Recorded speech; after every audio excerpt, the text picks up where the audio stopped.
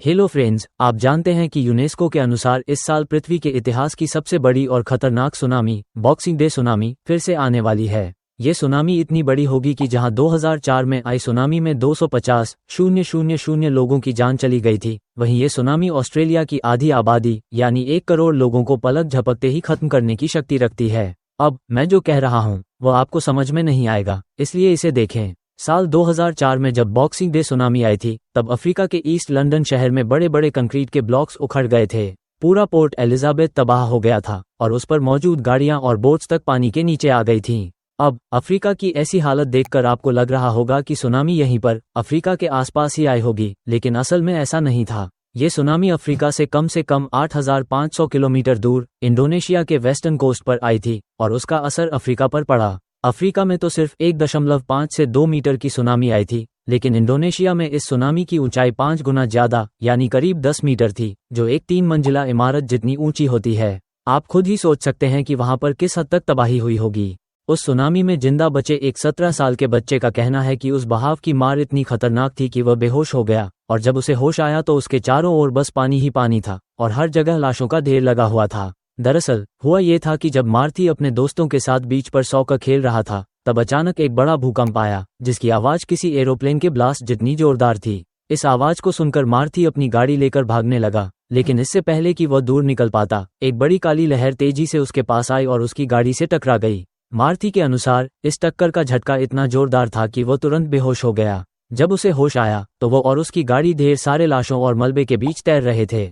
फिर जैसे तैसे करके मार्थी बीच तक पहुंचा और मदद और खाने की उम्मीद में वहां भटकने लगा। पूरे 20 दिनों तक भटकने के बाद 21वें दिन उसे एक रेस्क्यू टीम द्वारा बचा लिया गया। मार्थी तो बच गया, लेकिन इस सुनामी ने इंडोनेशिया के साथ साथ 12 और देशों पर अपनी छाप छोड़ी थी। लेकिन इतने बड़े हादसे के पीछे कारण क्या था? एक रिपोर्ट के अनुसार पूरा इंडो पैसिफिक रीजन, जहां समुंदर के नीचे the ring of fire subduction zone पड़ता है, यह एक ऐसा रीजन है जहां कई टेक्टोनिक प्लेट्स आपस में टकराती रहती हैं और इससे वहां कई वोल्केनिक उथल पुथल मची रहती है। और दोस्तों, सबसे बुरी बात यह है कि ऐसा ही एक अनस्टेबल सबडक्शन जोन हाल ही में मेडिटेरेनियन सी में फिर से एक्टिवेट हुआ है, जो यूनेस्को के अनुसार 3 कॉन्टिनेंट्स, 21 देशों और उनके 40 से ज्यादा शहरों को समुंदर में डुबाने वाला है। यूनेस्को को इस बात का डर है कि यह सबडक्शन जोन एक ऐसी जगह है जहां पिछली सदी से लेकर अब तक 4 बार सुनामी आ चुके हैं और रिकॉर्ड है कि वहां हर 100 साल में कम से कम एक सुनामी आता है। इसका मतलब है कि यहां रहने वाले लोगों को एडवांस वार्निंग मिली है और उस हिसाब से वे कुछ कर पाएं, इसकी कोई गुंजाइश नहीं है।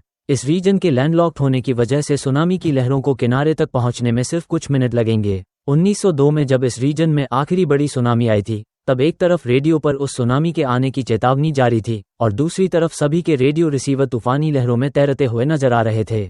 और दुर्भाग्यवश यही सब फिर से होने वाला है, लेकिन इस बार रेडियो की जगह सबके टीवी और हजारों लाशें होंगी। आपने हाल ही में देखा होगा कि टर्की में 2 बड़े भूकंप आए थे, जो पिछले कुछ दशकों में हुए सभी भूकंपों से ज्यादा खतरनाक थे। लेकिन क्या आपको पता है कि यूनेस्को की हाल ही में पब्लिश्ड 40 जोड़ एंडेंजर सिटीज की लिस्ट में टर्की के सबसे बड़े शहर इस्तांबुल का नाम भी शामिल है? जी हाँ, आप सही समझे। टर्की में आए 2 बड़े भूकंप असल में मेडिटेरेनियन सी में आने वाले अब तक के सबसे बड़े सुनामी का संकेत हैं। मतलब इस पूरे रीजन में किसी भी वक्त सुनामी आ सकती है। और सबसे बुरी बात यह है कि साइंटिस्ट के अनुसार भूकंप के बाद जब एक सुनामी फॉर्म होती है तो वह समुंदर के किनारे पर इतनी तबाही मचाती है कि उसकी तुलना में समुंदर के अंदर की तबाही कुछ भी नहीं है। यह इसलिए होता है क्योंकि इन सुनामी की शुरुआत सतह के ऊपर नहीं, बल्कि जमीन के नीचे कई 100 किलोमीटर की गहराई में होती है, जहां से एक series of complete different waves एक दूसरे को मोमेंटम देकर फाइनल सुनामी के लार्ज वेव्स बनाती हैं। दरअसल हमारी पृथ्वी के अंदर कुछ इस तरह की अलग अलग लेयर्स होती हैं। इनमें जब भूकंप आता है तो इन लेयर्स में मौजूद पार्टिकल्स यानी पत्थर और मलबे अलग अलग दिशाओं में वाइब्रेट करने लगते हैं और उन्हीं की वजह से इन लेयर्स में वेव्स फॉर्म होने लगते हैं। इन वेव्स में सबसे पहली वेव जो फॉर्म होती है वह होती है पी वेव यानी प्राइमरी वेव, जिसमें पार्टिकल्स आगे पीछे वाइब्रेट होते हैं, बिल्कुल किसी स्प्रिंग की तरह। इससे होता यह है कि जिन जिन जगहों पर ये पार्टिकल्स दूर जाते हैं वहां उसके ऊपर वाले लेयर के पार्टिकल्स नीचे की तरफ मूव करते हैं और इसी के विपरीत जहां पर पार्टिकल्स कंप्रेस होते हैं वहां वो अपने ऊपर वाले लेयर के पार्टिकल्स को और ऊपर पुश करते हैं। नतीजा, इन पी वेव्स के ऊपर वाले लेयर्स में फिर एस वेव्स यानी सेकेंडरी वेव्स बनने लगते हैं, जिसके पार्टिकल्स आगे पीछे की जगह ऊपर नीचे मूव करने लगते हैं। यानी अगर इन दोनों लेयर्स को देखें तो एक लेयर में पार्टिकल्स आगे पीछे होते हैं, जिसकी वजह से दूसरे लेयर में पार्टिकल्स ऊपर नीचे होते हैं, जिससे फिर आती है तीसरी वेव।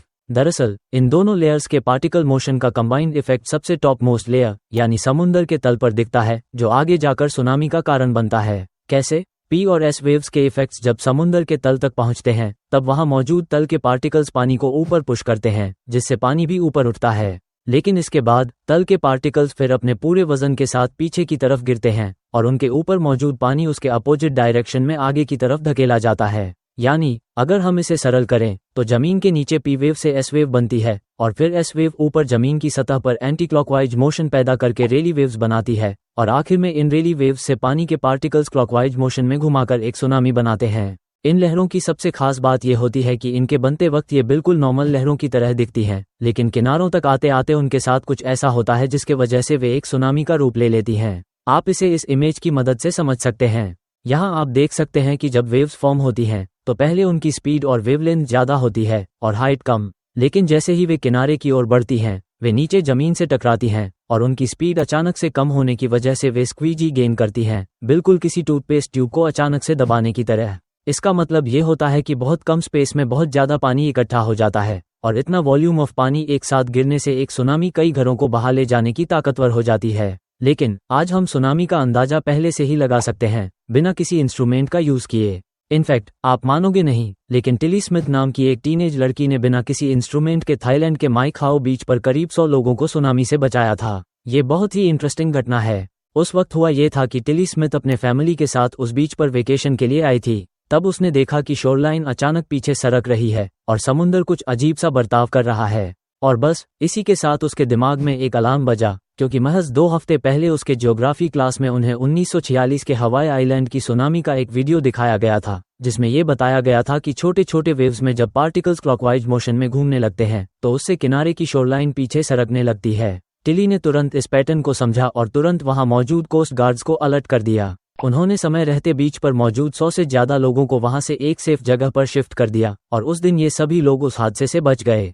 यानी आप देख सकते हैं कि बस थोड़ी सी अलर्टनेस और सुनामी की जानकारी कईयों की जान बचा सकती है। इनफैक्ट अगर आपको भी ऐसे ही सुनामी से बचने के ट्रिक्स जानने हैं तो जरा ये ध्यान से सुनिए। मैं आपको एक इंटरनेशनल ऑर्गेनाइजेशन रेड क्रॉस के कुछ गाइडलाइंस बताने वाला हूँ। रेड क्रॉस कहता है कि किसी भी सुनामी के वार्निंग के 2 टाइप्स होते हैं। एक, सुनामी वॉच, जिसका मतलब होता है कि सुनामी जैसी कंडीशंस बन रही हैं लेकिन सुनामी अभी तक वेरीफाइड नहीं है। और दूसरा, सुनामी वार्निंग, जिसका मतलब होता है कि सुनामी बन चुकी है और आपके एरिया में आने वाली है। तो जब भी आपको सुनामी वार्निंग मिले तो आपको बिना किसी देरी के बेसिकली 15 मिनट के अंदर अंदर सबसे पहले तो किनारे से 3 किलोमीटर दूर जाना है और समुद्र से 100 फीट की ऊंचाई वाली जगह पर आइडियली जाना है। एक चीज का ध्यान रहे कि ऊंचाई का मतलब यह नहीं कि आप किनारे के पास किसी बिल्डिंग के टेरेस पर चले जाओ। बेशक वो स्ट्रक्चर्स ऊंचे होते हैं, लेकिन उन स्ट्रक्चर्स में सुनामी से खतरे होने के चांसेस भी सबसे ज्यादा होते हैं। डोंट फॉरगेट, सुनामी में कभी भी सिर्फ एक लहर नहीं आती कि वो चली गई और सब बच गए। ज्यादातर केसेस में ये देखा गया है कि सुनामी कई घंटों तक चल सकती है और इसीलिए जब तक आपको सेफ्टी ब्रॉडकास्ट ना मिले तब तक नेचुरल हाई ग्राउंड्स में ही रहना सबसे ज्यादा सेफ माना जाता है। तो बस इन गाइडलाइंस को फॉलो करो और एटलीस्ट सुनामी से तो अपनी जान बचाओ, क्योंकि 2025 में जो डिस्ट्रक्शन इवेंट होने वाला है उससे आपको यहाँ दिए हुए गाइडलाइंस भी नहीं बचा पाएंगे। और ऐसा क्यों? वैज्ञानिक खुद भी डरे हुए हैं, क्योंकि उनका कहना है कि 2025 में सूरज को लेकर भी एक बहुत ही डिस्ट्रक्टिव इवेंट हो सकता है। इस पर हमने ऑलरेडी एक वीडियो बनाया है जिसे आप यहाँ क्लिक करके देख सकते हैं। और अगर यह वीडियो आपको पसंद आया दोस्तों, इसमें कुछ भी नया सीखने को मिला तो एक लाइक जरूर ठोक देना। गेटेस्ट फ्लाई साइंस चैनल को अभी सब्सक्राइब कर लो और बेल नोटिफिकेशन दबाओ ताकि आगे आने वाली हमारी कोई भी वीडियो की अपडेट आप मिस ना कर सको। See you next time, till then, as always stay curious, keep learning and keep growing. जय हिंद।